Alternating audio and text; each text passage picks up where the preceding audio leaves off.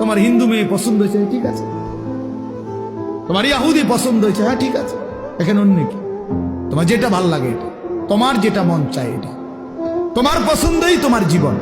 খোদার কসম, কোরআন শরীফের আয়াত আছে বাপ, সূরা আরাফের মধ্যে আল্লাহ তাআলা বলছে, এই মনের ইচ্ছা মতো যে চলে, ওয়াত্তাবা হাওয়াহু, যে তার নফসের মনের চাহিদার অনুসরণ করে, আল্লাহর বিধান, রাসূলের বিধান, কোরআনের বিধান, ইসলামের বিধান, ধর্মের বিধান কিছুই যে মানে না, কোন ধার ধারে না, পরোয়া করে না, পাত্তা দেয় না, আল্লাহর কসম, আল্লাহ কোরআনে বলছেন ফামাসালুহু কামাসালিল কালব, ওই ব্যক্তির উদাহরণ, ওই ব্যক্তির জিন্দেগি কুকুরের মতো, কুত্তার মতো, কুত্তার মতো, কুত্তার মতো, কুত্তার মতো। ওই জিন্দেগি কুত্তার জিন্দেগি, ওই জিন্দেগি কুত্তার জিন্দেগি। আমি বললাম কোরআনের আয়াত এটা।